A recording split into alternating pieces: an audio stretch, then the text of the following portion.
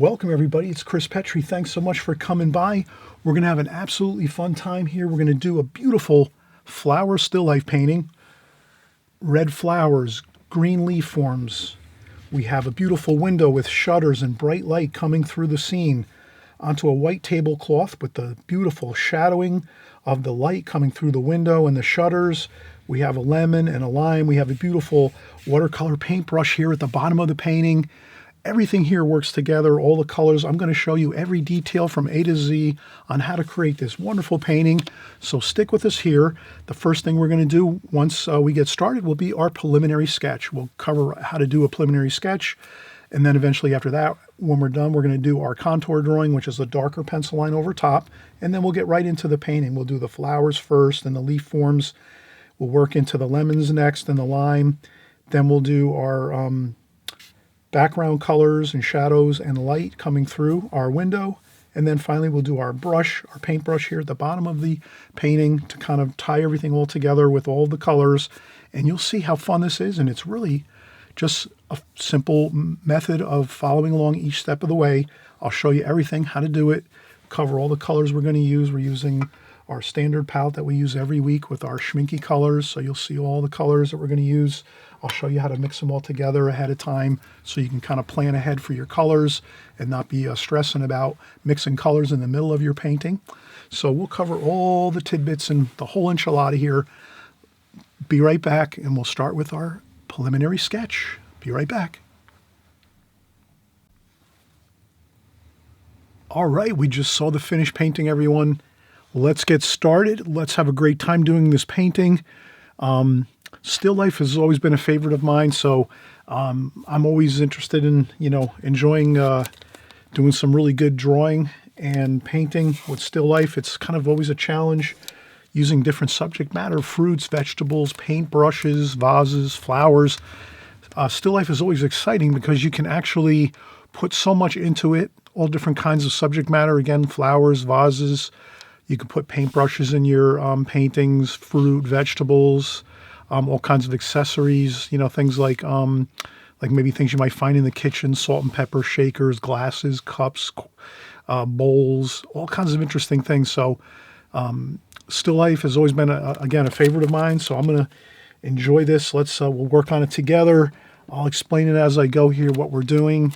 And I'm sure all of you are going to really catch on to this. I know many of you that have been following me for a number of years, you probably really enjoy still life at this point. Maybe in the beginning, not everyone likes to really work on still life because sometimes, it's maybe not the most picturesque things, like big, beautiful mountains or oceans and things like that. But still they're exciting and they're fun and there's lots of color in still life. So let's continue on here and just be thankful that we have still life work to do because it really does make for beautiful paintings. It builds our skills as watercolor artists. We learn more about drawing and color and tonal values and all the great things that make up watercolor painting when we're working on our still life. So let's work on these and have a fun time with it, and even work on them if we're not so thrilled with it. We'll kind of muscle through it and get some stuff done here. So I'm taking my this is 3M tape, painter's tape. It's actually for professional painters use this tape. It actually peels off real easy. It won't tear your watercolor paper, so you don't have to worry about when you lift off the tape. It's not going to tear your paper at all. It's a beautiful tape and works great. So let's use this. It works fantastic. Over the years, I've really started to really just be aware that this is really my go-to tape. It really does work great, and it doesn't, again, cause any problems with tearing of the watercolor paper. Lifts up easy, fun to work with, easy to work with. So we'll do our border around our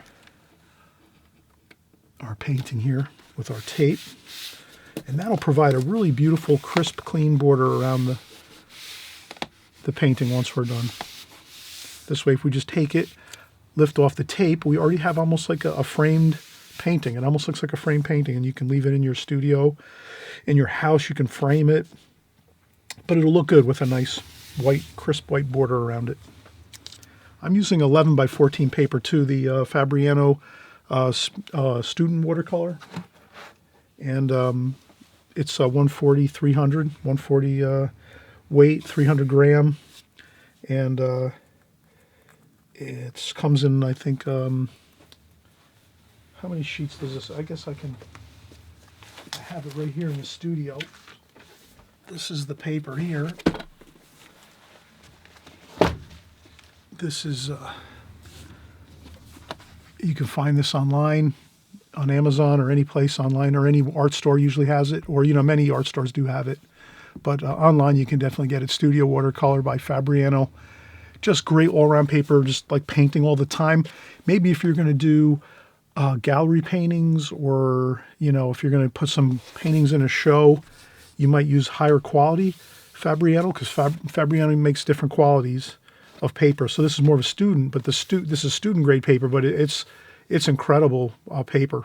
It's inexpensive compared to their top of the line Fabriano paper, and performs beautifully. You'll see when we're painting that it just performs phenomenal.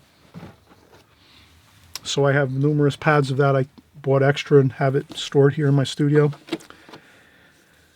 So let's start out, and first thing I'll do is, I can't always put my subject matter on camera because it might have copyright issues.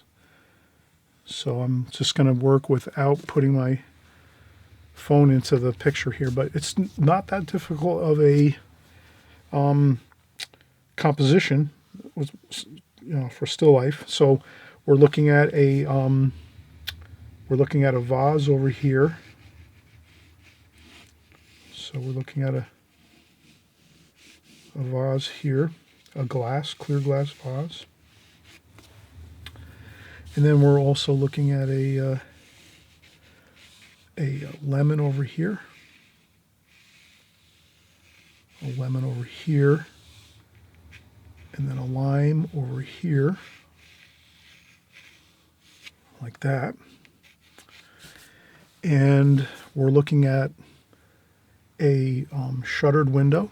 So there's some shutters on this window. I might take a ruler actually and work with a ruler on this for the window. It looks like we have an angle here, so there's a table. There's a table here, and the table goes across like this. I'm hoping you can see that. If not, I will go over it a little darker. So let's start again. Okay, so we have a vase approximately here. I'm just going with a quick layout, a preliminary sketch. We call this preliminary sketch, where you just want to lay out your basic information in your rectangle here, your square. This is more or less a square. So we're putting our information, our subject matter, in our square just lightly. I'm trying to put it in here so you can see it. So we have a lemon and a lime here. Then there's the edge of the table here. So this is like a kitchen table alongside a window, and that's the table. It's on an angle. So you can kind of see that the table is on an angle like this. You can certainly use a ruler if you want. Sometimes if you want to get some more straight lines, you can do that too. And I'm going to use my ruler too for the window. There's a shuttered window here. So I'm looking at the window. The window is about here. And that pretty much looks like it's straight, plumb. So it's a plumb line straight up. Then there's the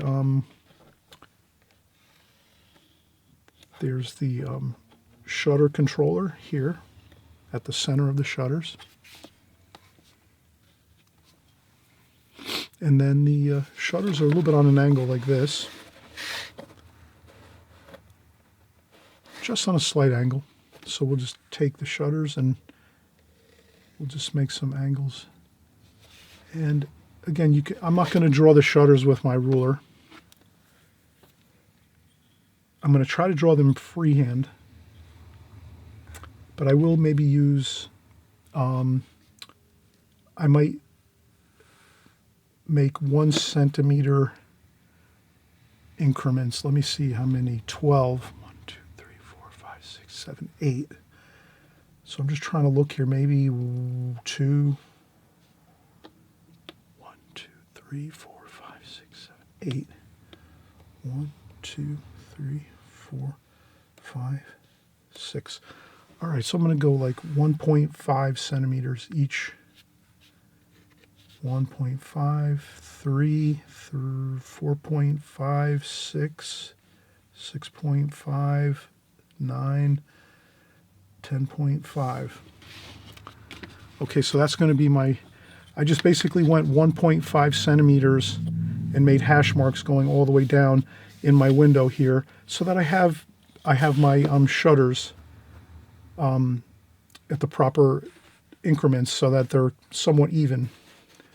So shutters are something you really can't wing too much. I mean, you can, but I'm not going to do that on this. I'm going to try to just take my ruler and keep the same angle going as I go down the paper. I'm trying to keep the angles consistent here. I'm hoping you can see this on camera as I go down here. It's probably faint. I'm going to go over this with a darker pencil line, so don't worry. But I have to do this preliminary sketch first just to get everything looking good before I go in and do my dark pencil lines. But I will go over this with a darker pencil line in just a minute. So hang tight for a second. Just notice that I'm doing a very, very light pencil preliminary sketches in this rectangle here. We're setting up this painting. Preliminary sketch first, then we'll do the contour drawing over the top. And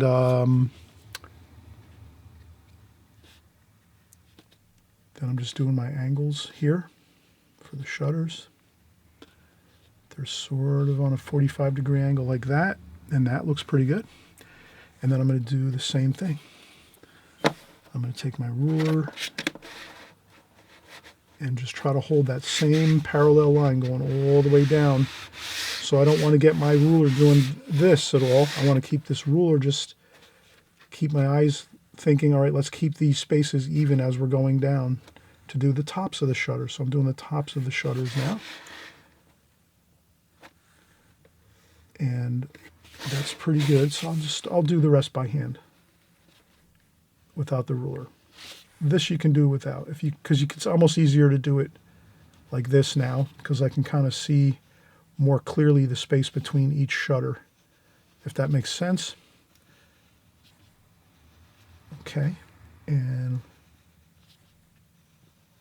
like that. That looks pretty good. That's you know, pretty decent. And then we'll do the molding over here, a clamshell molding on the window, pretty much like that.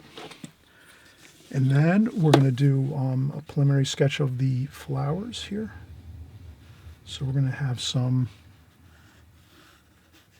we have some green leaf forms here in the bottom area of the vase. Then we're going to have a beautiful red flower up here.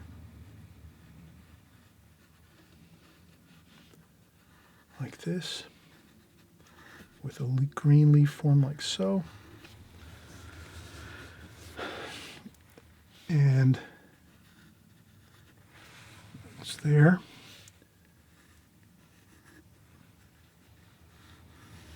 And then we're going to have another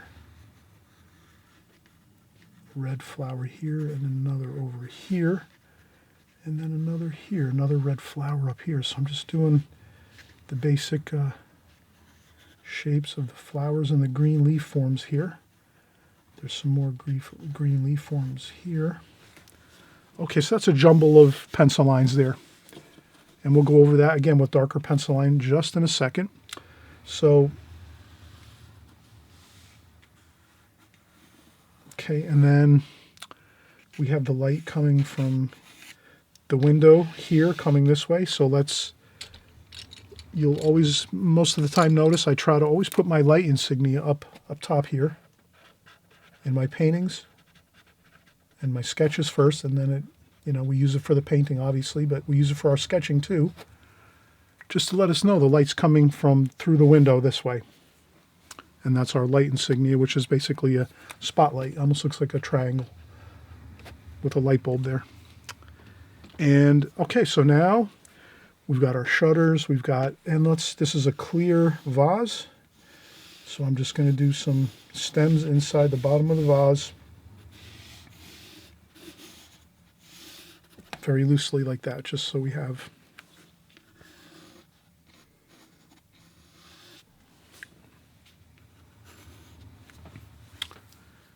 some stems in there. And we have the bottom like that. All right, so now I'm going to take a break. I did my preliminary sketch, the whole enchilada I've done here, and it took a little bit of time, but you can see I did take my time on this window with these shutters, because remember, if you're doing like a window with shutters, you know, I'm thinking you're going to want to take your time with that and space things out evenly. Like space your shutters out, measure them if you can. I went 1.5 centimeters. If you're using like let's say you're going to use the same picture space that I'm using, I can tell you that this is 9 by 9. So this is a 9 by 9 square. And then when I did my window, it's about halfway across the window this way, halfway across the paper. So that's like 4.5 inches. And then I used 1.5 centimeters each top of each of the shutters, for the shutters on the window here. And this is really going to be a beautiful effect of light. We're going to make the same lines across on the tablecloth here on the table with the light, so that you'll get that effect of the light kind of cascading across this tablecloth here and across the scene with the light coming through the window. It's going to look really beautiful when we're done. And we're not going to take 5 hours to do this. We're just going to really move through it, quickly, and just get the basic idea of it. And you can always do it 2 or 3 different times or 4 different times. You can paint this painting as many times as you want, if that makes sense. And then each time you do it, you'll learn something new.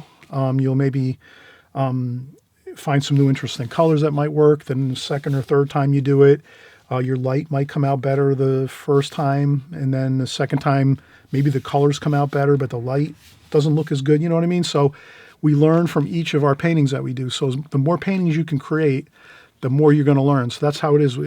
Each painting you paint, you learn something new, usually from at least one thing you'll probably learn as you go when you're painting paintings here, especially on my channel. We're doing new paintings every week, month after month, week after week, month after month, and year after year. So you're going to learn a lot of great things each time you paint a painting, or even if you try a small section of this painting. You maybe don't want to have to do the whole thing. Maybe you just want to do the vase and the flowers with some light. Maybe you can just draw maybe a window with maybe a couple panes of wood and a couple panes of glass, and you don't have to get as fancy as doing the shutters here on the windows. But in any case, let's take a break and we'll come right back. We'll do a darker sketch over the top of this so you can really see the drawing, and then you can maybe work from that pencil drawing I'm going to do right on the top of this one, because this is our preliminary sketch. Always remember preliminary sketch first, which is your very, very light pencil sketch of everything to get everything where you want it. It's a light pencil sketch because if you have to move a few things, you can just lift it right up with a eraser quick and then redo something, If you go right in and do a dark pencil line, then you're kind of stuck, because then you don't want to start erasing, because you're going to see it's hard to lift up your pencil lines if you draw dark on your paper. So that's why we do the preliminary sketch first. Get things somewhat where you need them. Maybe you don't need to adjust anything, but at least you can adjust it if it's a light pencil line. Then we go over the top of this with our contour drawing, which we'll do next. So let me take a break and I'll be right back. We'll do our contour drawing quickly and then we'll get right into the painting. All right, we're getting back into it here. Let's do our contour drawing. So I'm going to start right in the center of my bouquet of flowers here. It's always good if you're going to do your contour drawing and your preliminary sketching when you first start, right in the center of where most of the dense areas of subject matter are. So the flowers and the leaf forms in this vase are the most complicated parts of this painting, where there's the most pencil lines and information. So that's where we're going to start, both with our preliminary sketch when we start our preliminary sketch, and then also too now that we're doing our contour drawing. So I'm going to go in and start doing the contour drawing, and I'm just going to pretty much, there's a couple more darker forms in here inside the vase. And what I'm doing is I'm just kind of tracing the same lines that I had. And this is, I'm just kind of tracing over the, I'm also looking at my subject matter across from me. I have my phone, my cellular phone, across from me, and then I have this here.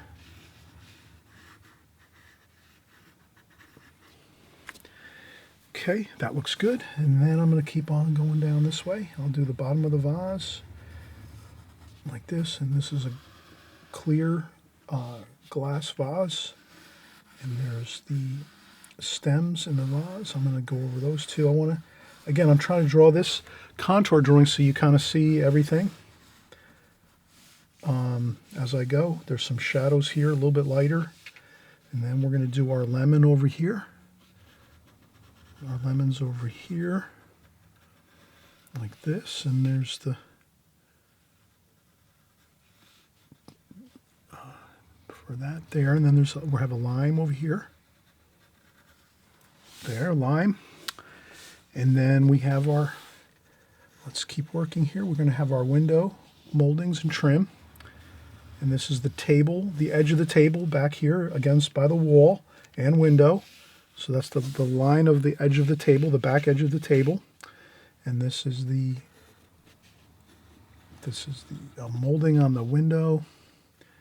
There's some window frame in here behind the shutters. Then we have the shutters. Now we're going to do the shutters. Now these shutters, this shutter controller is the long wooden or it could be vinyl control arm that opens and closes the shutters. So we're going to just make sure we don't want to draw lines through that because that's actually on this side of the shutters. So the shutters are behind this control arm here that controls the shutters up and down.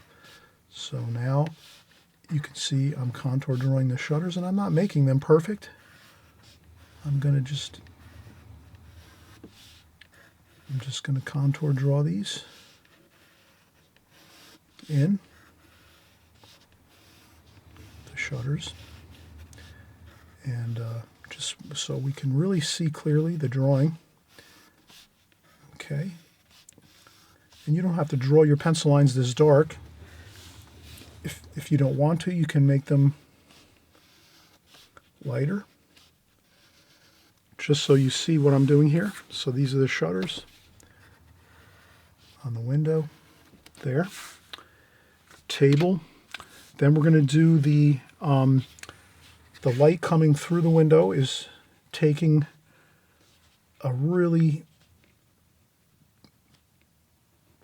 quite a bit of light, and it's putting the light across the table in a pattern of like stripes, like this.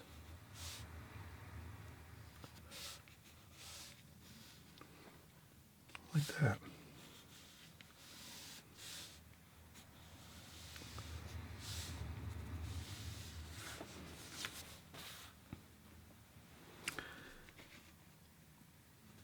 And I think it goes across about here. So this is a clear glass vase, so we might be able to see a little bit of these light and shadow patterns on the through the vase. So we want to take advantage of the clear glass vase by maybe putting some shadowing through there. And so you can see how I did that. And then this should be also in there. The control arm shadow would be behind here. Behind the lemon and lime though. And I think that's good enough. That's just going to give us the feeling of the light coming through the window with the shadows of the shutters. It's going to look beautiful. You can really kind of start to feel that this is really going to look fantastic. And we're not going to take 5 hours to do this. We're just going to get in here and get the guts of this painting done.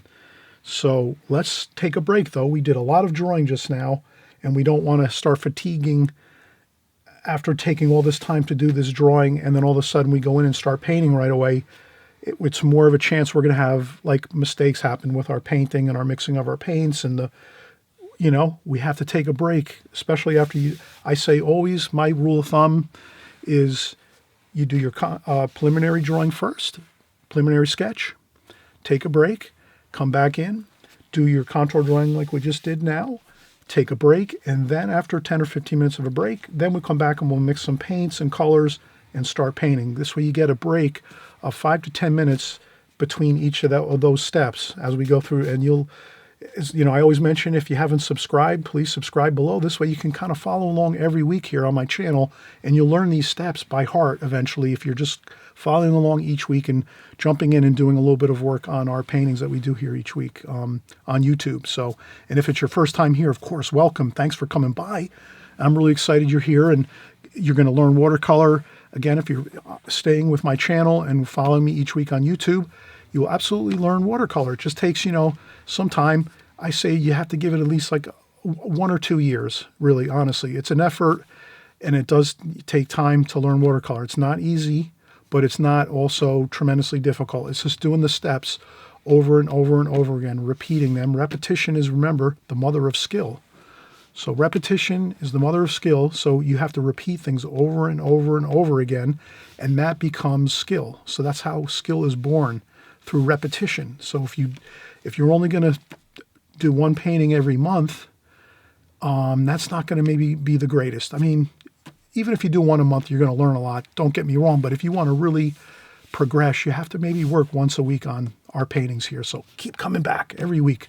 Join me every week here. Do a little bit, even parts of a painting. Just learn a few little things each week as you go, and you will definitely make progress.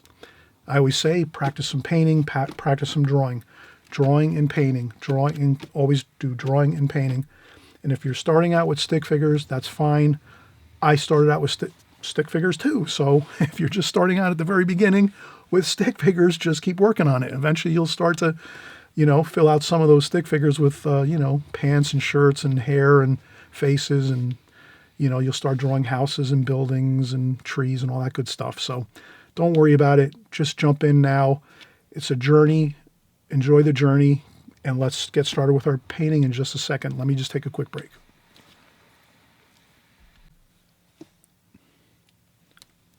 Okay, we're going to start our painting. I usually take my eraser sometimes and just lift up a little bit of pencil lines, just to soften up things a little bit. Just in a few spots, maybe.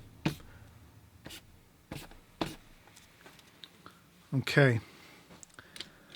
I think I'm going to mainly use maybe 2 brushes. Maybe I'll use a number, this looks like a number, number 8 and a number, I think a number 8 is going to be fine here. I might also use a number 12, Da Vinci Maestro. Pure Kolinsky Sable travel brushes. These travel brushes are really fantastic. These I tend to, I don't use these a whole lot, so these have really good points on them. After a while, your brushes will wear out a little bit as you go. After a couple of years or so, brushes tend to lose their points a little bit. But these are looking pretty good still. And let's get started with the flowers. We'll work in the flower sections first. So now the first thing I'm going to do is let's make it simple for ourselves. Let's think of it as we're going to be doing some greens in here. And again, you saw the finished painting in the start of the video. So there's lots of lights and shadowy greens. So light greens and darker greens in this flower arrangement. A lot of those. So let's get right out here. And again, this is fresh, squeezed, moist tube paint. We can't use dry paint where it's all dry and you're trying to scrub and make things happen with dry paint. You have to have fresh squeezed tube paint. And I have a mini fridge in my studio, so when I'm done with this painting right here, I take this palette and I just put a small piece of paper towel in here with a damp piece of paper towel in here. I close up my palette, I put it in a plastic bag like this, and then I put it in my mini fridge, and it stays just like this all the time, so I can leave it a month in my mini fridge and it stays just like that. Nice, fresh tube paint, squeezed tube paint. Looks great, doesn't dry up or anything. So let's continue on here. Olive green over here. So I'm going to get some olive green there. Sap green here. Some chromium of oxide over here. I'll rinse off my brush. Dry a little bit of the water off on a tissue. Maybe get a little bit of French ultramarine blue over here for some shadow colors. Maybe a little bit of burnt sienna too with the blue, and then maybe mix a little bit of green in with that, just so it's a kind of a cool green, a nice cool bluish green for the shadowy areas. And then the rest of this is good. And then also too, let's work in some cadmium lemon yellow over here for some of those leaf forms. So now we've just worked out into our palette all of the green leaf forms here. Really, really light green with cadmium lemon yellow. Sap green over here, chromium of oxide up here, and some olive green over here. Plenty of greens and a little bit of that blue, and even some cerulean blue maybe over here. We have plenty of blues and greens to work with, and then we can just go right in and start noticing, well, over here it's a little more shadow, so that's going to be a little bit of a darker green over here. So I just start out, and I'm using the basic shape of the brush is almost really simple to make leaf forms, because you have the point of the brush here. You can kind of see the point of the brush, and you just put it where the point of the leaf is and press down, and then move your brush, and then you have a leaf instantly. So that's kind of fun. That's kind of a fun thing with using round brushes like this. And we'll continue with some more, maybe a little more blue there. And there's another leaf form over here. So I take the point of the brush and put it where the point of the leaf is, like that, and then press down. And voila, we've got another leaf form there, looking good. Do a little splashing. Get a little bit of splashing in there, like that. And then I see a little bit of lighter leaf forms. Again, I use the point of the brush, make the point of the leaf there, and look at that. Wow. Perfect. See? Round brushes and flowers and things like this work out great.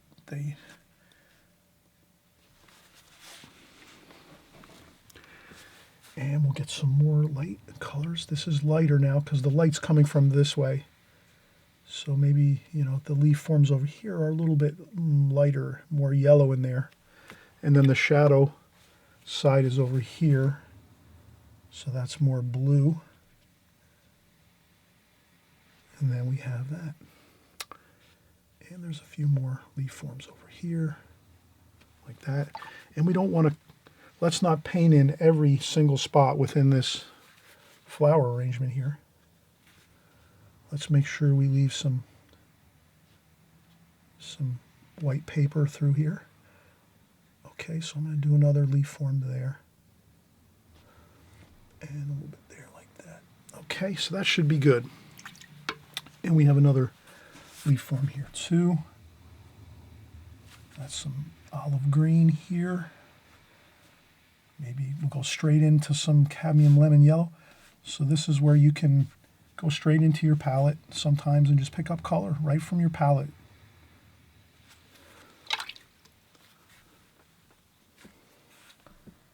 And then maybe over here you do have some blue and green. Maybe there's another.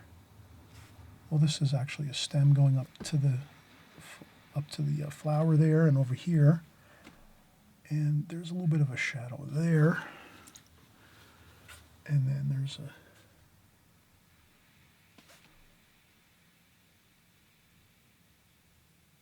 like that. A little bit of a shadow form there. Okay. And let's notice that there's some actual leaf forms that go down into the vase. So whoever put this vase together with the flowers and put together the arrangement here, the flower arrangement, they stuffed some of the leaves down inside the vase. So that looks kind of good, like that. And then let's start thinking about, let's start working down into our vase. Actually, I'm going to do this. I'm going to do this, work on this a little bit later. So let's do this. Let's work on this a little bit later, the vase here. Let's continue on up here and work on the flowers up here. I'd rather work up here on the tops of the flowers. Now we'll use this spot down here, which is great with this Schmincke palette. You have plenty of room to mix lots of colors. So we have plenty of space down here to mix. I'll just clean this up a little bit with a paper towel and some water. And then we'll go and we'll mix up some of our reds now. We have some beautiful red flowers. Let's mix up our alizarin crimson.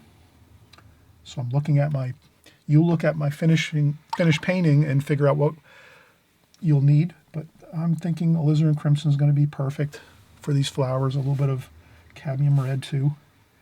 You can kind of see cadmium red is a warmer red. Alizarin crimson is a little cooler, has a little more blue in it. It's very subtle, but it's a cooler red, alizarin crimson. Cadmium red's a little warmer. And then there's a little bit of purple here. Let's put some purple over here for some of the shadows in that flowers. Okay, so I think we're good. I think we have some good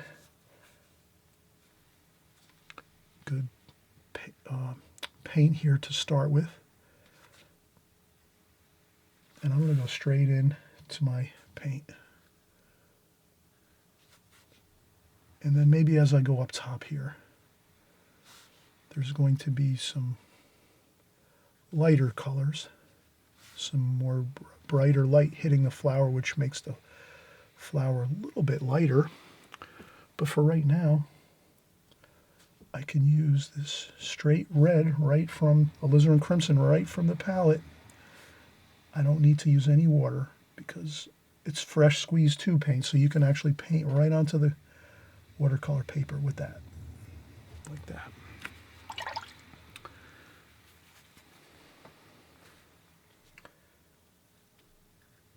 And there's a little bit of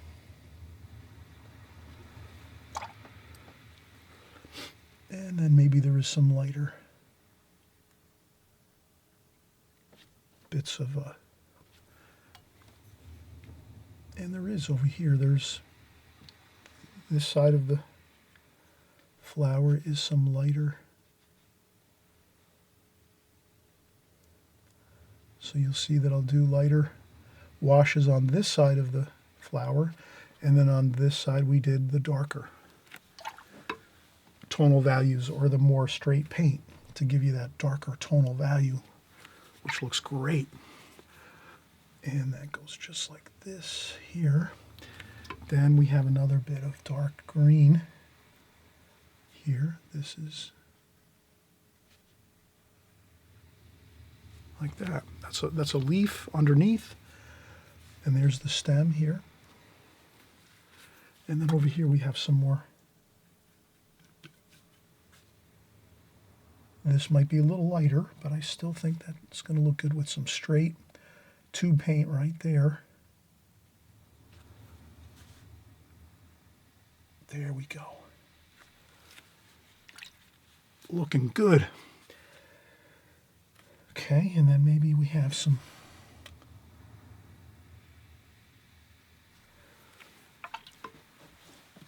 okay, let's let that dry now and set up. This is starting to get, sometimes you have to let sections dry. Let's let the upper portion, these flowers up here, let these dry now. Don't do any more work in there. I would say let them go. And then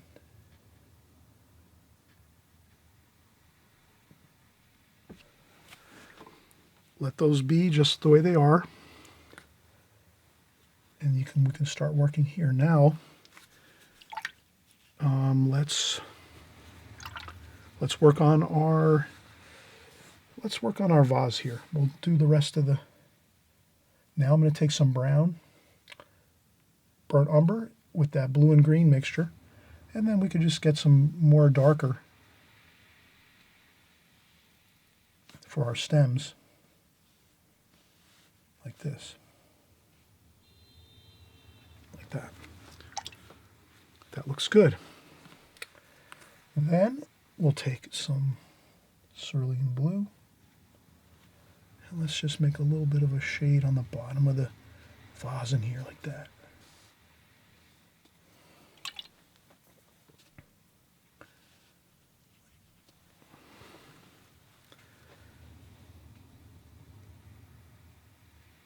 And a little bit of cerulean blue mixed in with the green.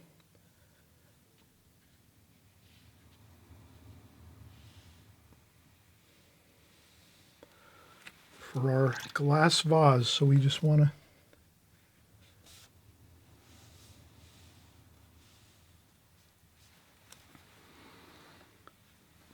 okay, looking good. Let's get our lemon in. Now for our lemon, let's go straight cadmium lemon yellow. No need for any water. We'll just go right into the cadmium lemon yellow. And let's just get the whole lemon done here. Let's just take our brush, get it onto the paper, and then just start smoothing out that yellow paint all the way around for our lemon here. Just like that. Okay. Now if you want, you can do a quick little bit of light on your lemon by taking a tissue and then gently pressing down on the top of the lemon like that. That gives us a little bit of light on the top of the lemon there. Then we're going to go in and get some cadmium lemon yellow, or this is actually cadmium yellow here with a little bit of, let's say, raw umber.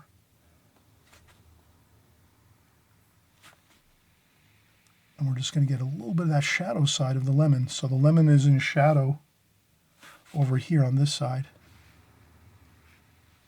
And it's brighter up top where the light's coming this way. So let's get our shadow on this side of the lemon. And even a little more toward the bottom here. And then even some cerulean blue. And we'll just do a little shadow like this. And then let's go in and do our lime. Green, sap green, and burnt, that's sap green and French ultramarine blue.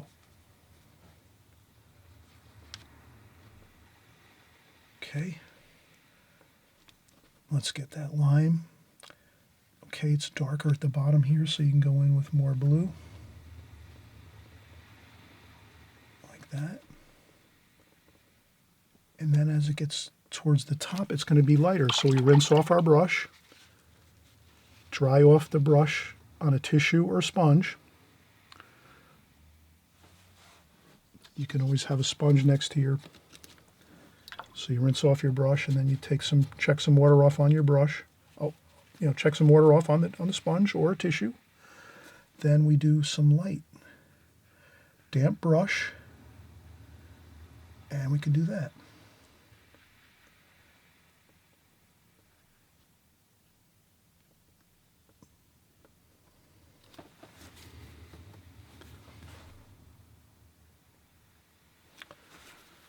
Okay, there's our lime. And then we go right in. Raw umber. Feel free. I've been doing this so long, I can mix up a lot of washes on one palette without cleaning things up, but try to keep your palette more clean and try to, clean some spaces out on your palette to mix more colors if you have to. I tend to be able to make do with what's there. And then I'll take some splashing here, just do a couple splashes here, like that. Okay. And now I'll do a quick tidying up of the palette. Okay, we've done a lot of work so far. I'll clean this spot here and this spot here so I have more free space to make more colors and washes. And we can do this down here too. So we'll take a break now. We've done quite a bit of painting. We've done a lot of painting actually. We've worked a lot of this painting already. We've gotten a lot done. So now that we have all this, let's take a break. Let's let everything start to dry up. Actually, it'd be better if we let this dry now for like an hour or two. Or if you have a blow dryer, you can certainly blow dry your painting off at this point in time to dry off some of these areas where it might be a little puddly and wet. This way, when we go to do our background colors and our window and our tablecloth, we want this to all be dry at that point. You don't want to start working into your tablecloth area here, or you don't want to work into your window and wall behind here with all of these washes being wet. So you have to take all that into consideration. So once you get to this point where you have your flowers and your vase completed, and I will do one more thing here. It looks a little bit, I'm going to do another flower over here like that, because it sort of looks like lopsided, I think, for some reason. And I'll do another one over here.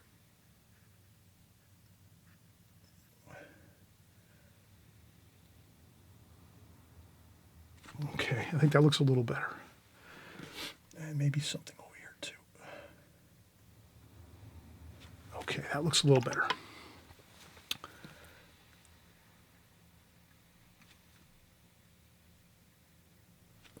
Okay, I just wanted to add a few more red flowers to the vase. It kind of looked a little bit, I don't know, it feels like it needed more red color in there. And then I think I will add a little bit of that red in the vase and also in here to try to harmonize the colors a little bit. So if you have a lot of red over here in the painting, try to incorporate some of that into the other parts of your painting, just a little bit maybe.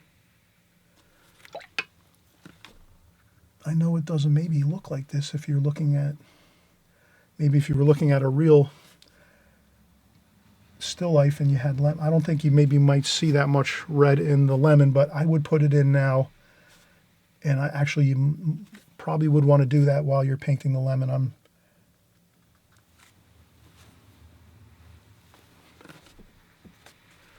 And then now I'm going to do, again, take the tissue and just do a little bit of like that. Okay. Like that. Okay. But I think a little bit of red looks good, and we'll put some red in the tablecloth too. So we could even do that right now. Just putting some red across the paper right now might do a world of good here, I think.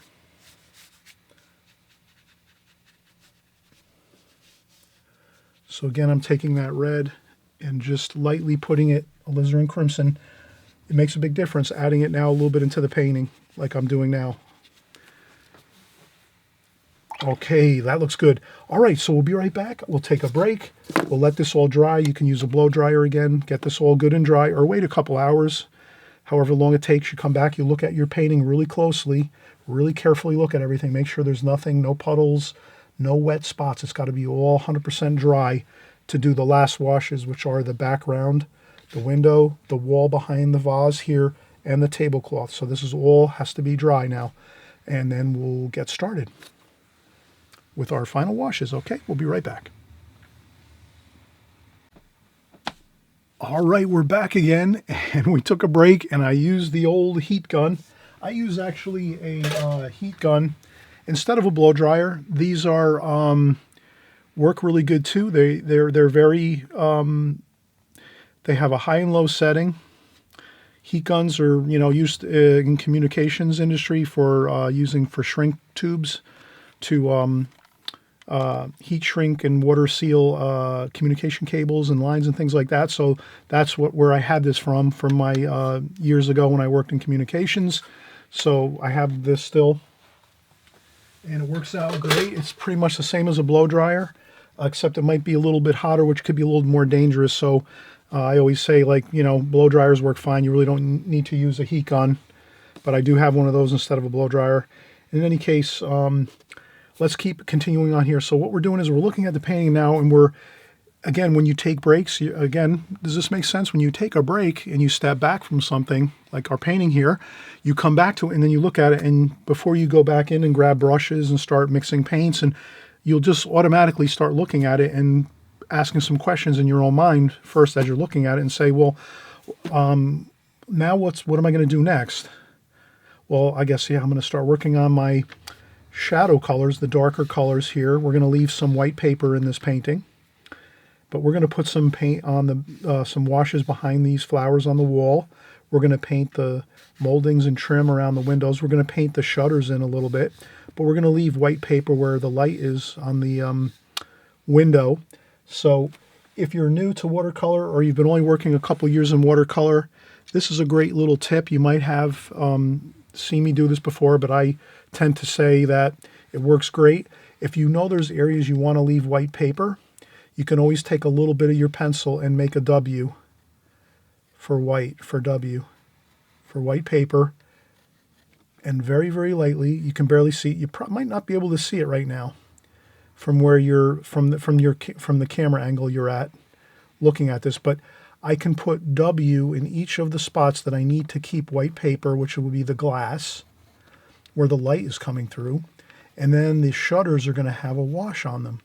So if I don't want to confuse the white paper and the shutters that are going to have a wash on them, actually I'm going to leave my shutters with white paper. In any case, if you make little marks on your paper, you might say W is for white paper, then you won't get confused on what you have to leave white paper. You'll know not to paint on it because you'll see the W there. Then when you're done painting completely and the painting's dry, like the next day or two, maybe a day or two, you let the painting dry, or whenever you think it's 100% dry, then you can go back in and take an eraser and then just erase off the W's or the marks. You could put an X there, whatever it is, but that's a big help so that you don't paint over areas that you want to keep white paper. Just a little tidbit of information there, but I think it goes a long way. You'll see this type of tip in a lot of the watercolor books through eons ago, and a lot of artists do that. A lot of professional artists will tell you this tip and bit of information that'll help you to keep your areas you want white paper white by just putting in that little mark in there on the paper. Okay, so now I thought to myself, I want to add another touch of red to this painting to balance it a little more. I'm going to use my needlepoint brush, and I'm just going to draw in a needlepoint brush here in this painting. I'll make it a little smaller so I can fit it into the painting here, but I'll put a needlepoint brush like this, and I'll draw that in right now. So what I'm going to do is have the needlepoint brush, I'll set it up across from me, and then I'll just draw that. So I'm going to draw that across the painting like this.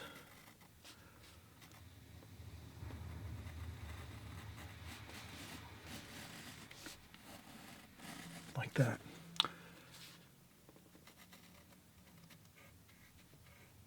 Like that. Actually, I think I want to scale this back a little bit. So I'm going to do this. I'll make this the that. And then this will be the ferrule here. And that'll be the red painted handle. I think that'll look pretty good. Okay, so that's the first thing I'm going to let that go maybe till last. So I'll do that paintbrush last, but I wanted to put it in, pencil draw it in, so we have that in here, and we'll make that red. We'll make that the same color as the flowers, the alizarin crimson, the handle of the brush. Okay, so now I'm going to change out my water. Very important when you're going to go with lighter washes toward the end of the painting.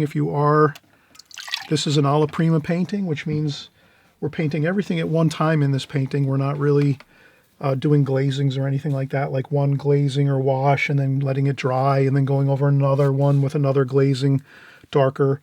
We're doing this painting alla prima, which means all at one time, which means we went in and did the vase and the flowers and the fruit in this painting at one time right onto the paper. Now we're going to go over the top here and around our subject matter with lighter washes. So all I wanted to mention was when you're going to do your lighter washes now, you want to change your water for sure, because you're going to want to do lighter washes and you don't want a lot of mucky water in your mix when you're doing lighter washes around the painting now. So that's why I changed my water right now, which is very important when you're doing lighter washes now at this point in time in the painting. So now the next thing I'm going to do is I'm going to take some purple, which is ultramarine violet. I'm going to add a touch of some of the other colors we were using. This is some raw umber, so I'll use some raw umber, some alizarin crimson, again purple, maybe some blue down here. So I think with these three shadow colors, we can put these shadow colors on the wall and the shutters, and even maybe over here some burnt umber, raw umber, purple, ultramarine violet, purple. So we'll have some darker shadow colors like that. And again, I used cerulean blue here. Then I went with a little bit of ultramarine. This is ultramarine violet, purple. Then here we went with the same thing, ultramarine violet, cerulean blue, and then a little bit of burnt umber and a little bit of raw umber to get a little bit of a darker shadow color there. So then we have these darker shadow colors here, and then up here we have a little more brighter purple with a little bit of raw umber, and then alizarin crimson and a little bit of purple. So we just have some lighter grayish shadow colors. This is not too dark, and these are a little darker down here. So these are a little darker. All right, so the darker colors are going to go on the tablecloth or on the kitchen table, and the lighter ones are going to go up here in the window areas. So let's start out and just start getting some wash on here. Now the key with this is, trust me, don't go too much water. Work the paint out, and don't keep it a little bit away from the flowers. Leave yourself a little bit of a border around the flowers if you can, so you don't reactivate the red paint. So you want to leave a little bit of white paper around your flowers here. Okay, and the same thing over here. Be very careful when you paint in here underneath.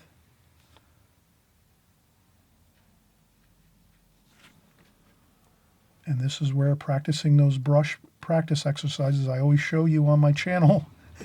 Are you paying attention? Of course you are. You know I always do those brush exercise videos, tutorials. Because now when you're doing these washes like this, you want to really be able to just, kind of go through this and get it done expeditiously. We're not looking to take forever to do this. We want to kind of get it in quickly. And so if you're practicing your brushwork a lot, doing brushwork exercises, you'll be able to move through these sections fast and get this done quickly. So we're not here for hours and hours painting the background. There you have it. And again, we're doing the same thing here. We're going to do the, I have my hand on the paper, sliding my hand. I actually have my hand resting on my paper and my board. I have a foam board underneath me and a masonite board underneath me. So there we go. That's that. Now, contrary to what I thought before, I'm going to have to do this quick and erase these W's. I put the W's in the wrong spot. I thought the white paper was going to be the window, but it's actually the shutters. So the shutters, the tops of the shutters are going to have the white paper, not the window area. So now I have to go in quickly and just erase these W's quickly. Just like that. So that goes, again, I just did it lightly, so I can erase that pretty quickly and easily, and it's not a big deal. Okay, so the glass of the window is the shadow color. So now we're just going to do that. And look how easy that is. If you practice your parallel brush strokes, remember we take the brush, put it down on the paper and slide it across. Now we're going to do that. Put the brush down onto the paper and slide it right across. And we're just going to keep doing that right across here. Okay.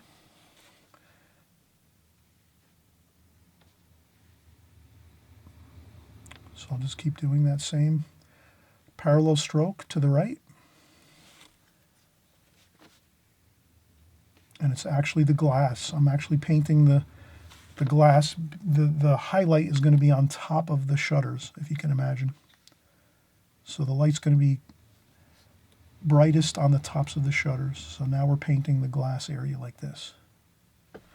Okay, so that's the glass area. And we're going to do a little bit of subtle shadowing in there too once we let this all dry. So I think right now we're looking all right. There we go. And like that. All right. So that's going to have to dry 100%. And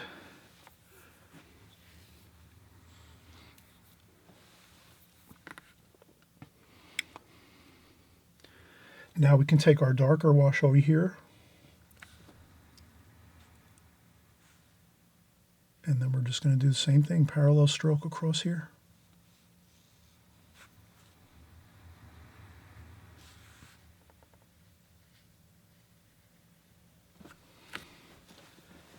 And I'm just going to continue that same pattern. I can do that through the vase like that.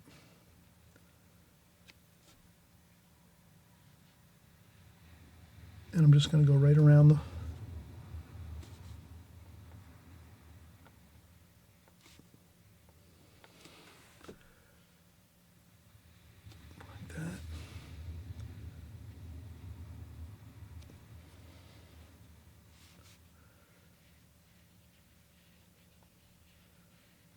so you can see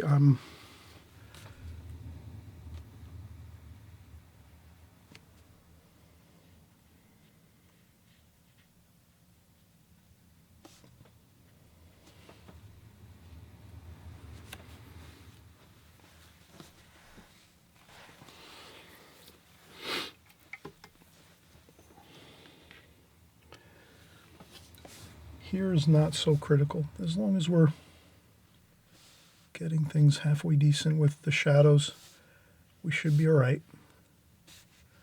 We can go through that area like that.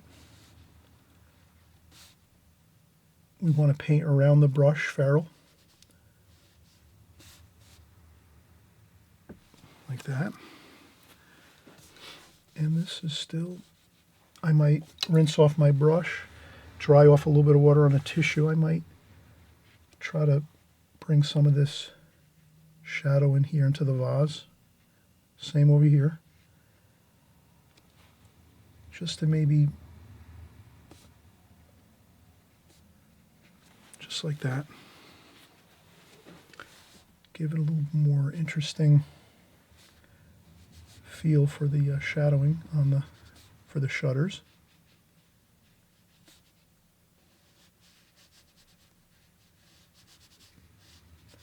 And again, looseness is kind of good with this. We don't want to go too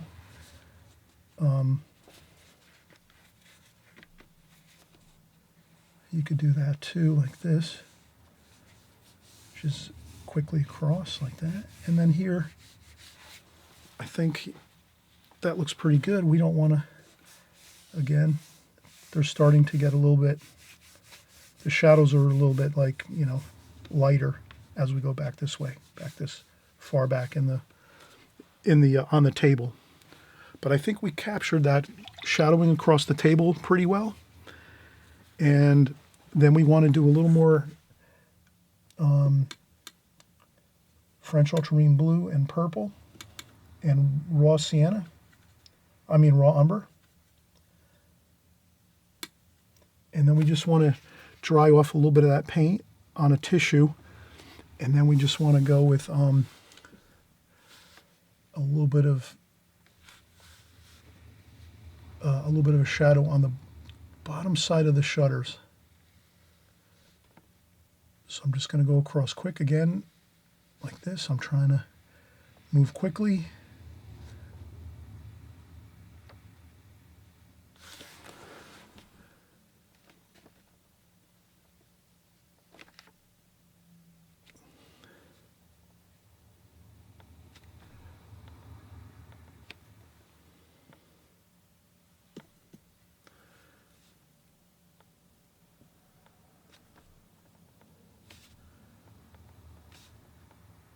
Like that. So I'm just trying to get these in quickly. The shadows on the underside of those shutters. And then there's also a shadow on the front side of this.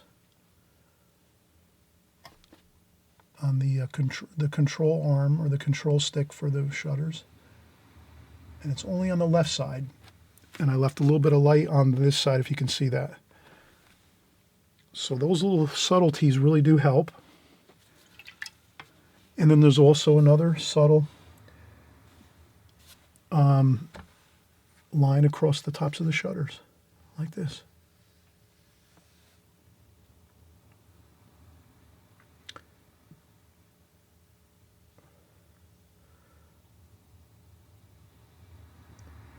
I'll do these quicker, and I'm not going to be too perfect with it. Like that.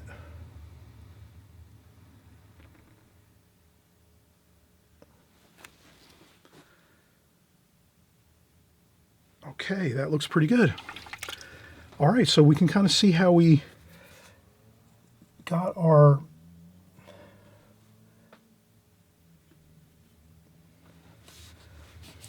we got our all of our shadowing in on the walls, the wall color behind there, and we're going to do a little touch-ups around the flowers maybe too. And then we're just going to do our red brush here. So I'm going darker on the bottom side of my needlepoint brush here. Like that. So it's a little bit darker on the bottom side. Then we'll just let that set up for a second or two. Then I'll take some raw umber for the gold ferrule here.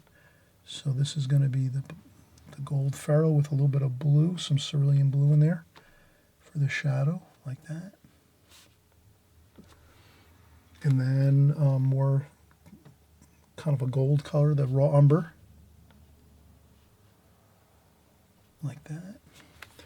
Then I'll take a damp brush. So I'll take my brush, rinse it off in the water, in my water bucket, dry off a little bit of the water from my brush on a paper towel or a sponge or my apron, whatever you have. And then let's just do a little bit of smoothing this color here. We're going to have a little more of a lighter on the top of the brush here. Just a little bit lighter there. And then we can actually make this a little thicker maybe here. Like that. Like that.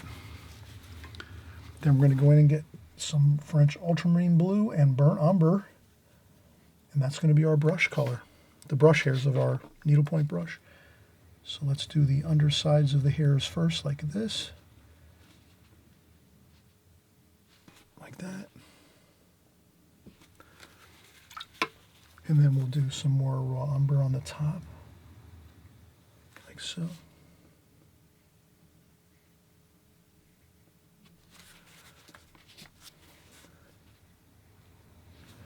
So there we have. So we counterbalance the flowers up here, and then we have a beautiful red watercolor brush on the bottom of our painting here too. That kind of balances the red really nice. And then you have the rest looking good. You can also take some green wash, very, very slightly, and just maybe mix that into the purple and other mixes that we have in there. And you can also take some of that green and mix it in here and there. And if you can try to mix your colors around your painting and do a little bit of this, like fusing in some light, super light washes of repeating colors, you're going to see that the painting does look much more cohesive, harmonized. It doesn't always work out perfect, but again, if you're making that effort to try to get those other colors around your painting, it does tend to work pretty well. So I'm putting a little bit of green light wash in a couple spots here and there, not everywhere. So here and there, a couple of these spots, like that.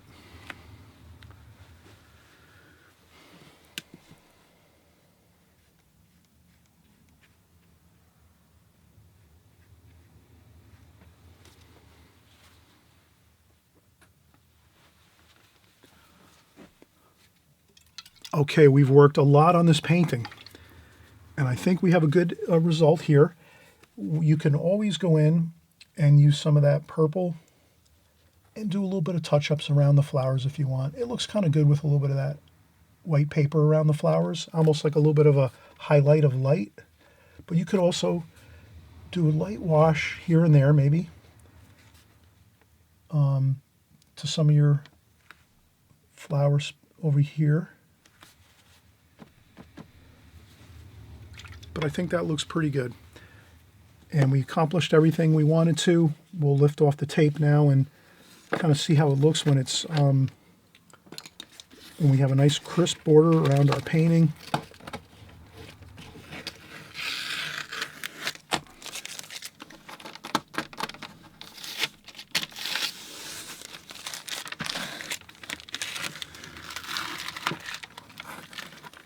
Okay, that looks pretty good. All right, so we had a lot of fun with this painting. I'm glad you stopped by again. Subscribe if you haven't subscribed on the right-hand side below. This way you can follow each week. We're doing paintings just like this all the time, new paintings. We do also, seascapes, landscapes, city scenes, figure painting, portrait painting. We do all kinds of interesting work here. Everything watercolor. So always remember, whenever you're working on my YouTube channel, you're going to be doing watercolor. I do everything watercolor. So you'll get a lot of experience with this medium, and you'll be having a lot of fun at the same time. So let's get back together again very, very soon.